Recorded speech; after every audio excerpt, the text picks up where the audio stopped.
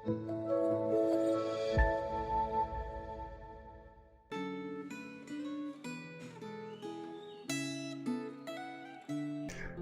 pagi sahabat Gema, senang sekali kita bertemu kembali dalam kita merenungkan firman Tuhan bersama-sama pada hari ini.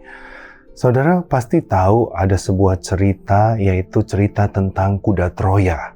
Nah, diceritakan ini adalah sebuah kuda kayu pemberian dari Yunani diberikan kepada sebuah kota Troya, dan pada malam harinya di dalam kuda kayu itu ternyata ada segelintir pasukan yang turun dari kuda kayu itu dan berhasil membuka gerbang pintu Troya. Dan alhasil adalah gerbang terbuka dan kota Troya itu berhasil ditaklukkan. Tetapi ada hal yang lebih menarik lagi di dalam cerita ini.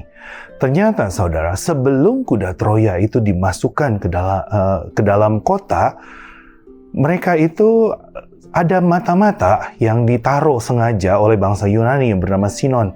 Dia itu mencoba untuk meyakinkan, memberikan nasihat kepada para penguasa kota Troya itu untuk memasukkan kuda Troya ini ke dalam kota mereka. Akan tetapi, ada satu orang yang bernama Laukaon.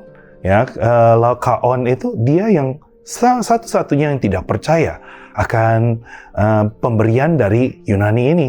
Dia malah bilang hati-hati dengan pemberian bangsa Yunani ini atau Greek gift ini. Tetapi nasihat dari Laukaon ini tidak didengarkan, tidak dihiraukan, tidak diindahkan. Dan akhirnya kuda Troya itu dimasukkan dalam kota dan terjadilah tragedi yang kita tahu, yang terkenal itu. Dan dijadikan banyak sekali film-film. Nah saudara, ternyata di dalam Alkitab kita juga sebenarnya ada cerita yang tidak kalah serunya, gitu. Terutama kisah yang mirip sebenarnya, ya. Dan dalam bagian yang kita renungkan pagi ini juga, kalau dibuat film juga pasti cukup seru, gitu. Nah, kita ayat perenungan kita pada pagi hari ini kita terambil dari 2 Samuel 16 ayat 15 sampai 17 ayat 14 ya. Jadi cukup panjang. Jadi silakan nanti saudara baca sendiri ya. Jadi 2 Samuel 16 ayat 15. Nah, intinya adalah ada 2 orang begitu. Ada seorang yang bernama Husai. Dia ini adalah sahabat Daud. Dia sengaja disuruh Daud untuk masuk ke dalam kubunya Absalom. Jadi untuk sekedar mata-mata mengawasi Absalom begitu. Dan akhirnya dia diterima oleh Absalom.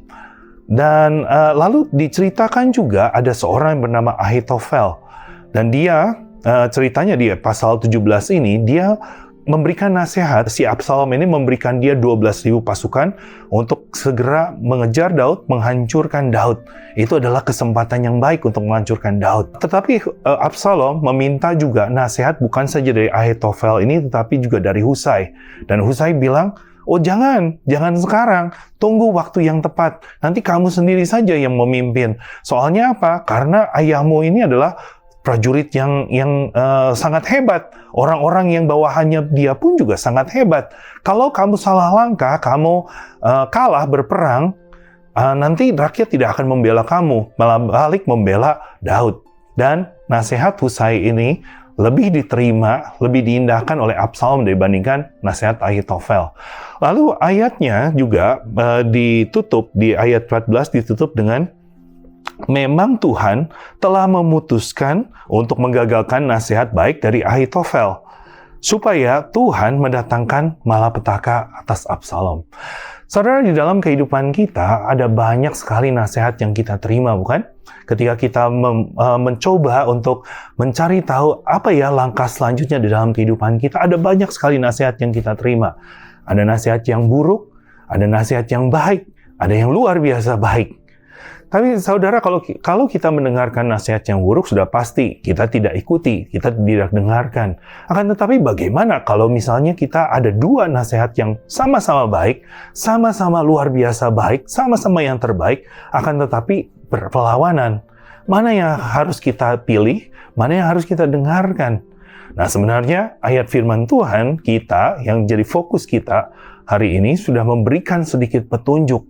Saudara, kalau kita membaca, Tuhan itu mendatangkan malapetaka atas Absalom. Mungkin ada pertanyaan dari diri kita, kenapa Allah itu merancangkan sesuatu kecelakaan, sesuatu yang tidak baik buat Absalom? Bukankah Tuhan itu baik? Nah, saudara perlu mengerti, ya, betul, kita juga perlu memegang dengan sangat teguh bahwa Allah itu baik. Allah itu sangat baik, maha baik bahkan. Akan tetapi, kita juga perlu mengerti bahwa rencana kehendak Tuhan itu harus terlaksana, harus terjadi. Dan kita tahu, Tuhan berjanji bahwa juru selamat itu harus dari keturunan Daud, bukan dari keturunan Absalom. Kalau kita bilang Absalom juga bukankah salah satu dari keturunan Daud, ya kita harus mengerti begini, kehendak Tuhan adalah dari keturunan Daud yang di-approve sama Tuhan, ya, yang di-approve sama Tuhan. Artinya adalah dengan kata lain, perbuatan Absalom ini itu melanggar sebenarnya kehendak Tuhan, ya, melanggar kehendak Tuhan. Itu yang terjadi. Nah, kalau kita tarik ini ke dalam konteks kita nasihat mana, ya kita perlu mengerti juga bahwa kita harus melihat bahwa kehendak Tuhanlah yang harus terjadi. Karena itu otomatis jawabannya adalah nasihat yang selaras dengan kehendak Tuhan. Nah, bagaimana kita tahu nasihat yang selaras dengan kehendak Tuhan itu? Ya, kita perlu sensitif dengar-dengaran sama Tuhan. Nah, bagaimana caranya kita sensitif dengar-dengaran sama Tuhan? Ya, kita perlu membaca, merenungkan firman Tuhan tiap hari. Itulah satu-satunya cara. Saudara, ada sebuah cerita, jadi ada bank gitu ya, di petugas bank, dia kan sering kali setiap hari tuh ngitung uang. Waktu dia hitung uang, lalu ada lembaran tuh yang rasanya kok aneh waktu dipegang, dia akan sisihkan gitu, dia akan taruh dulu. Dan sesudah dia selesai menghitung uang itu, ketika dia kembali kepada uang-uang yang dia sisihkan itu, waktu dicek, ternyata betul ada uang-uang palsu di sana yang sudah dia tahu, oh ini pasti uang palsu gitu. Nah, rekannya yang melihat dia itu bertanya, kok dia bisa tahu gitu?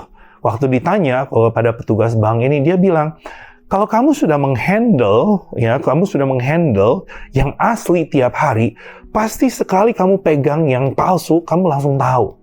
Nah, begitu juga dengan kehidupan kita, dengan berbicara mengenai firman Tuhan.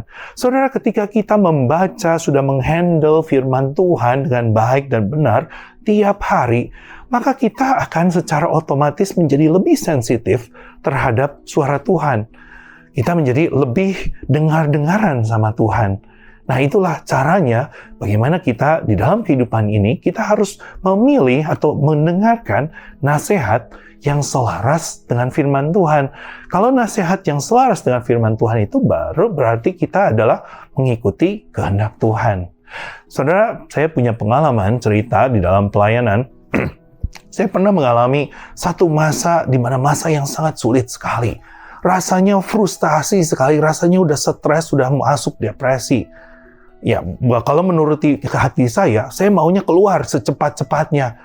Besoknya langsung saya keluar saat itu juga. Pikiran saya, walaupun jeleknya, pikiran saya adalah biarin tuh pelayanan, biarin hancur, kacau balau karena nggak ada saya. Itu adalah hati saya bilang begitu. Kan tetapi saya bersyukur, saya punya seorang ayah yang cukup berhikmat. Waktu saya telepon, saya diskusi, papi saya cuma ngomong satu, Alex, kamu mau resign, gak apa-apa. Tetapi kalau kamu mau resign, kamu harus resign tuh baik-baik. Kamu masuk baik-baik, kamu waktu resign pun kamu harus resign baik-baik. Jadi, kata papi saya itu, kamu sabar saja sedikit lagi menunggu. Kamu sabar, kamu sudah ngomong ke gereja gitu, kamu akan resign, biar gereja punya waktu. Dan itu, menurut saya, itu adalah nasihat yang sesuai dengan firman Tuhan, sesuai dengan kehendak Tuhan. Itu yang saya ikuti, saya turuti. Memang nasihat adalah nasihat ayah saya, tetapi nasihat itulah yang Tuhan pakai membantu saya untuk mengambil langkah dalam kehidupan saya.